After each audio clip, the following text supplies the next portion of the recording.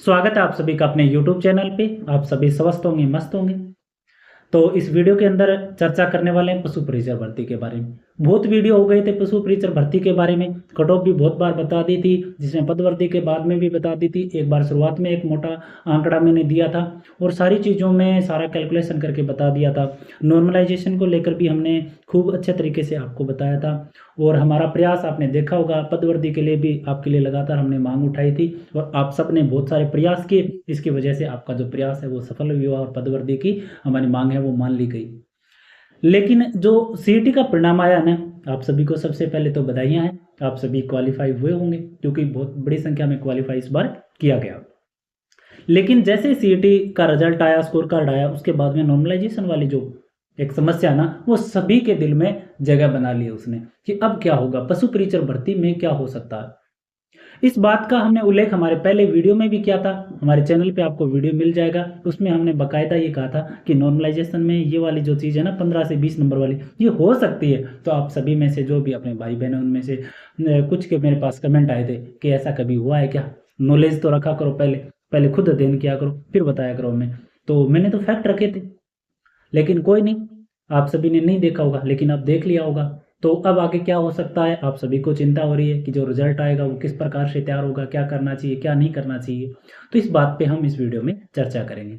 तो सबसे पहले तो आपसे रिक्वेस्ट करूंगा कि चैनल को सब्सक्राइब जरूर किया करो। आप सब कोताही बरतते हो इस बात में। मैंने पदवर्ती की मांग अच्छे से की, आपको प्रत्येक जानकारी है वो अच्छे से मैं देता हूँ। साथ ही साथ डॉक्यूमेंट वेरिफिकेशन होगा, उस टाइम भी हम काम आएंगे और अन्य भर्तियों की अपडेट भी आपको मिलती रहेगी। तो सभी भाई बहनों से मैं रिक्वेस्ट करूंगा कि चैनल को सब्सक्राइब आप जरूर कर लें।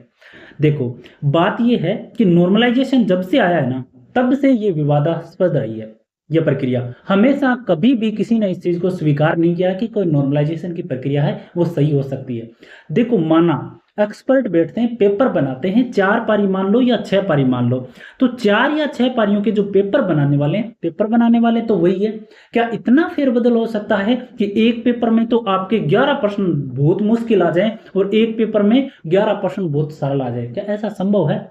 11 दूनी 22 नंबर होते हैं, या आप 10 कहते हो तो 5%। इस प्रकार से क्या हो सकता है?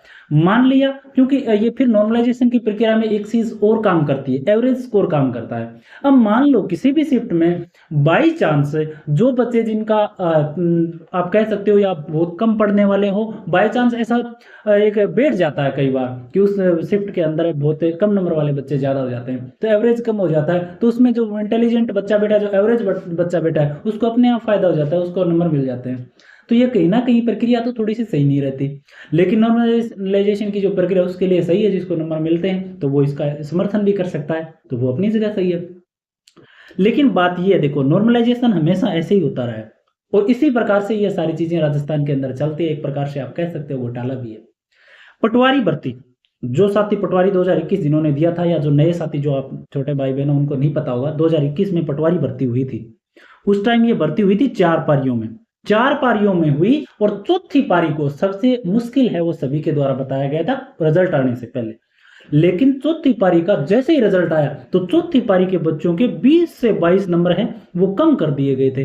अब बताओ, जैसे ही 20 से 22 नंबर कम होंगे तो कट ऑफ गई थी वैसे भी 225, तो 20 से 22 नंबर जिस स्टूडेंट के कम हो जाएंगे, क्या उसका सिलेक्शन संभव है? किसी आधार पर सिलेक्शन नहीं हो सकता। आप सब तैयारी करते हो, पेपर देते हो, कितने नंबर से रहते हो आप? इतने नंबर से ही तो रहते हो। जो एवरेज तैयारी करता है, इतने नंबर उसके काट लिए, अब बताओ उसका सिलेक्शन संभव है? उस टाइम क्या हुआ, देखो, इतना नहीं रुका, चौथी शिफ्ट से सिलेक्शन भी हुए थे गिनती के, मतलब आप सैकड़ों में सिलेक्शन हुए थे और उस टाइम भर्ती भी बड़ी थी।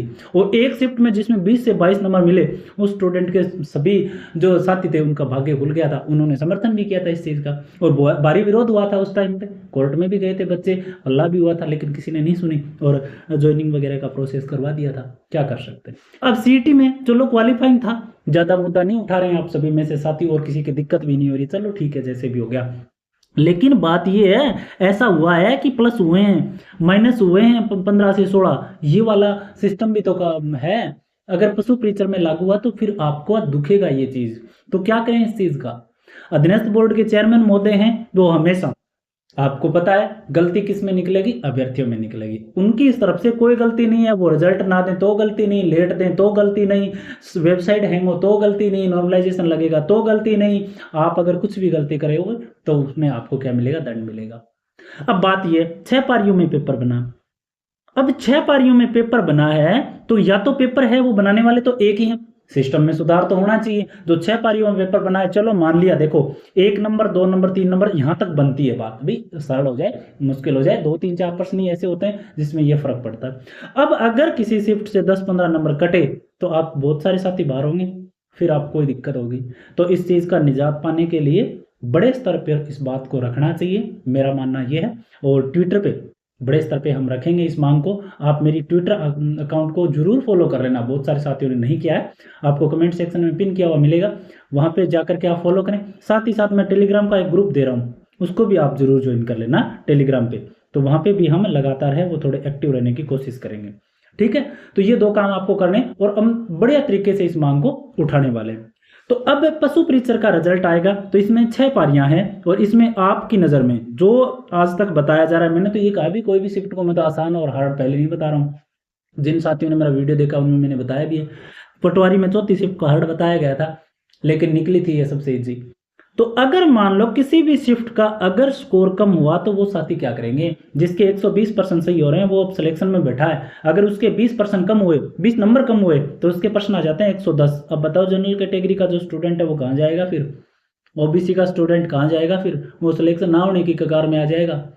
तो इस बात को आपको सोचना चाहिए। ट्विटर पे अच्छे तरीके से मांग उठाएंगे और आप, आज मैं ये वीडियो डाल रहा हूँ, आप देख लोगे, उसके बाद में आप सभी क्या प्रतिक्रिया रहती है आप सभी की, उसके बाद में और फैसला ले लेंगे। तो नॉर्मलाइजेशन की इस प्रक्रिया से हमें निजात पाना पड़ेगा, इसके लिए मांग उठानी पड़ेगी कि नॉर्मलाइजेशन की प्रक्रिया है वो बहुत ही अच्छे ढंग से की जाए और किसी भी शिफ्ट के साथ में बेईमानी नहीं की जाए। ये 15 से 20 नंबर वाले जो फेरबदल है ना, ये बिल्कुल भी नहीं चलेगा, ये बिल्कुल पूरी तरीके से गलत है। या तो पेपर एक्सपर्ट जो बैठे हैं, अगर ऐसा डिफरेंस आ रहा है तो पेपर एक्सपर्ट को वहां पे पूछना चाहिए, जवाबदेही उनकी होनी चाहिए, किसी भी स्टूडेंट की ये गलती नहीं है। अगर कोई भी पेपर हार्ड आता है तो उसमें 5 से 6% ऐसे हो सकते हैं जो हार्ड हो, इससे ज़्यादा नहीं। तो इस बात को आपको रखना है, हम आपको रूपरेखा बना करके दे देंगे। तो नॉर्मलाइजेशन को लेकर अभी पता नहीं है कौन सी शिफ्ट हार्ड है कौन सी इजी है, 6 पारियां हैं, इस बारे में बार बार हमने अवगत करवाया है आपको। तो ट्विटर पे अच्छे से मांग रखेंगे और इसके लिए आपको ट्विटर पे अभियान चलाएंगे, जिससे इस बात का नॉर्मलाइजेशन को लेकर बोर्ड भी थोड़ा जागे और बोर्ड को भी ऐसा लगे कि भाई रिजल्ट है वो हम ठीक तरीके से तैयार करें, अन्यथा स्टूडेंट है वो भड़क जाएंगे।